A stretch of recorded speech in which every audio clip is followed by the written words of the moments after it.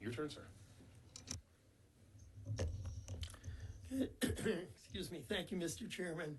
Oh boy, I hope I can make it through this. And thank you for inviting me to be here. It's good to see all of you again. I'm not going to talk specifically about 313, but just generally on the issue of whether these programs are needed, and in the cases when they are needed, do they have to be this big? I'll start with an academic study. This is sort of the standard study. It's by Timothy Bartek of the Upjohn Institute, and it's called But For Percentages for Economic Development Incentives, because that really is the key question. Would this company come here if but for the incentive? If they would have come for other reasons, then they do not need the incentive. So I'll just read you the quick conclusion here. What he did is he looked at 30 different studies, one of which was concerning 313, but this is generally about incentives. He said this paper concludes the typical incentives probably tip somewhere between 2 and 25% of incented firms toward making a decision favoring the location providing the incentive. In other words, for at least 75% of incented firms, the firm would have made a similar decision location or expansion or retention decision without the incentive. So that's not saying that it never matters, but it's saying in the majority of cases, and according to this compilation of studies, in 3/4 of the cases, they would have come for other reasons, the reasons that we've talked about, the workforce, the infrastructure, the Permian Basin, the coastline. Well, thank you. Many other reasons to come here.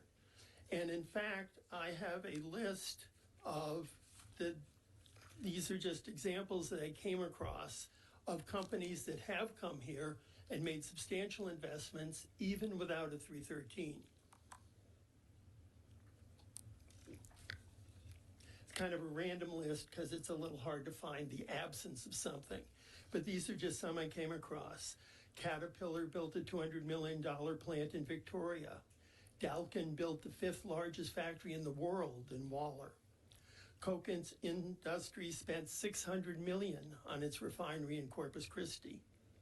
Air Products is building a $500 million steam methane reformer, whatever that is, in Texas City. Mitsubishi Heavy Industries built a new compressor manufacturing plant in Pearland.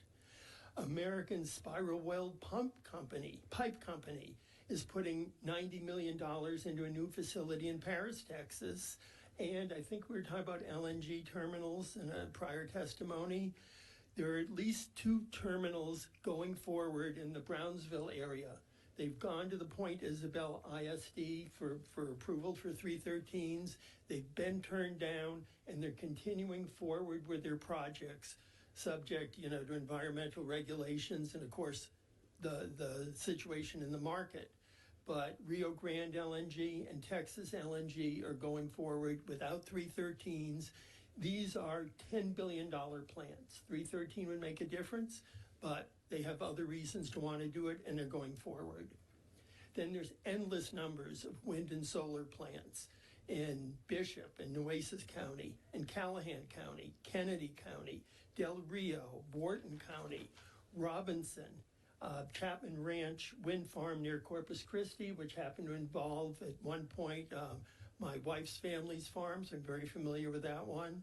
Kellen Solar Project in Van Zandt County, and Elm Branch Solar, unless Elm Branch is the place, I don't know where that is. Or actually, Representative Martinez Fisher, Toyota is reported as putting $391 million into expanding its plant in San Antonio without a 313. They did get a 313. It was early, I think it was 2003, is that right? Created a lot of employment, was actually a positive for that. And this shows you what happens. They're staying because of all the reasons we've discussed. They don't need the 313 anymore, and they're not asking for one to do that expansion. And then, I like this quote. There is a Japanese executive who explained why he was building an auto transmission plant in Cibola near San Antonio. Cibola, I've always wondered, so thank you. That the area had the skilled workers they need. It's a key supplier for the Toyota plant, so wants to be near there, and the food is great. So there are many reasons why they come to Texas, and this Japanese executive probably liked barbecue. The other thing, second thing, is that property taxes are much lower now than they were. And in fact, lower probably since the Tax Foundation was able to do its study because of HB 3.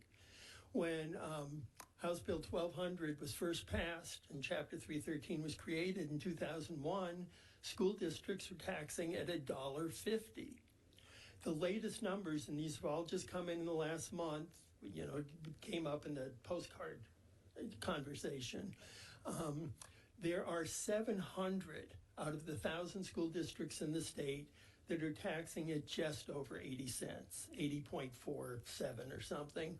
And because of the requirements of HB 3 that there be no more than a 10% gap between the lowest and the highest, nobody is higher than 90 cents.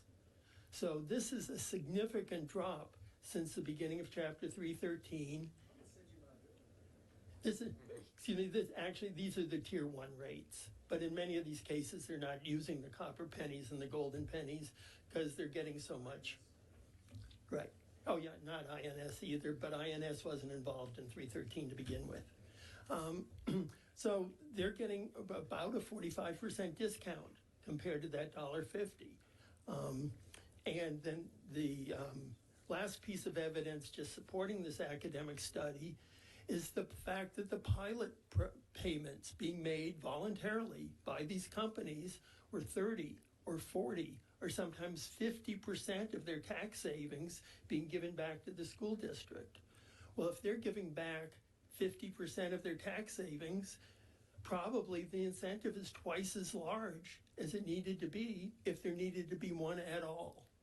So I think you see the companies that are building without the 313, you see how much lower property taxes are now, and you see how much they're willing to give back, indicating that it's probably a more expensive program than it needs to be. But I didn't say that nobody would be affected. I said there's still that residual 25% at most that may be determined by an incentive. So the question is, you've got to figure out who are these companies. You've got to separate the wheat from the chaff. And 313 did not do a very good job of that. And what we really need is a much better analysis, not just I might move to Singapore, but really offer letters from competing locations. Let's see what else is on the table. Maybe a gap analysis and a location comparison, showing their startup and operating costs and their taxes. Other incentives, are they getting a 312? Are they getting something from the Enterprise Fund? Are they getting anything from the federal government under the CHIPS Act or the new Inflation Reduction Act? And where is this relocation coming from? An example I didn't mention of somebody that moved was Goya, moved from, I think it was Harris County to Waller County using a 313. That should be of no interest to the state of Texas, which county within Texas they want to choose. So I think that whatever you come up with has to do a better job of figuring out this but-for issue. And lastly, the way to do it is not with a consultant writing your boilerplate letter saying, well, you know, we do business in other states, we might not come to Texas.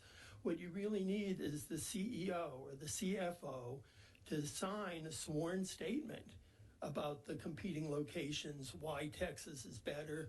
And, you know, they may have to give up some numbers, but they're asking for a special benefit, and they should be willing to open their books, at least to the extent that we can judge whether or not they really need this to come to Texas. And then there's one final point I'd like to make having to do with HB 3. And Mr. Chairman, I came across this looking at the fiscal note to your House Bill 4242. And actually, I think it was also in, 1556, the same phenomenon, which is in the past, before this last session, when you had fiscal notes for 313 bills, the amount of foregone school property taxes and the cost to the state in the foundation school program were the same. Because the fiscal note is assuming that the only reason they were coming was the 313. So, pardon me? It would not come if it were not for. Right. It's late. No, of course. That you're exactly right. But the thing is that the state was making up the difference for the school taxes that were not being collected, and that's why the two columns matched. Actually, Dick, I'm just going to go on the record one more time of disagreeing with you vehemently on this. But the point is, they aren't foregoing revenue they would have gotten anyway. But that's the comptroller's assumption, is they were going to get it anyway. And we've had these conversations. Mm-hmm. Either assumption is equally invalid. They're all right. Coming, none are coming, hard to say. But the point is, there's no loss of money. Because one of the misconceptions on the program was there's this giant loss of revenue, so the state somehow makes it up other places. And that's just not the case. Or the state's mailing checks to people, and that doesn't occur. No. You don't say those things, but there are other people that do, and I just kind of go, wait a second, time out. Let's be real. Right. Plus, I get a lot of questions about how it affects recapture, which is not the issue here either. Well, and since we've gone to current year values in HB3, the revenue protection payments aren't necessary. They're still occurring, and school districts are still collecting. I get that. Yes, sir. And it's an imbalanced system where the proposal we had last session was to put that money into the base for all Texas school children, and I hope that's something we'll consider in the future, so it doesn't benefit a couple of isolated districts, but it benefits kids in Texas. That's really a good direction for us to go in the future. So, if I'm following you, I think I agree. Yeah, I know you do, Dick. There are areas we do agree. So, thank you. So, in past fiscal notes, those two columns were identical. According to the LBB's assumptions, the lost school property tax revenue is made up by the state through the foundation school program. But if you look at the post-HB3 fiscal notes, and let me just read on HB 4242 goes out to 2031. 2031, what they call probable revenue loss from school districts is $346 million. And what they're listing as the probable cost from the foundation school fund is $98 million. There's like $250 million difference there. Where is it? I mean, it's like dark matter in the universe. Well, I think the answer is that it's the lost opportunity to have tax compression for all the other taxpayers, property taxpayers in that school district. In other words, if the company had come without a 313, the value in that school district would have gone up much more. And under HB3, rising property values over 2.5%, et cetera, would require tax rate compression. So by giving the 313, what you're doing is taking away from the other existing businesses, homeowners, multifamily, everybody else who pays property taxes in that school district, taking away potential tax compression from them.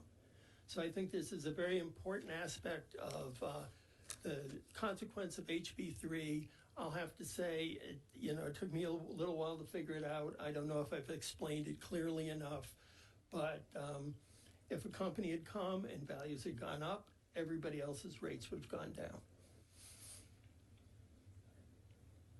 Good. Members, any questions? Very good. And Dick, could you please state your name, who you represent? Oh, I'm sorry. You're fine. Testifying on the specifics right now. Yeah, my name is Dick Lavine. I'm the very senior fiscal analyst at what's now known as Every Tech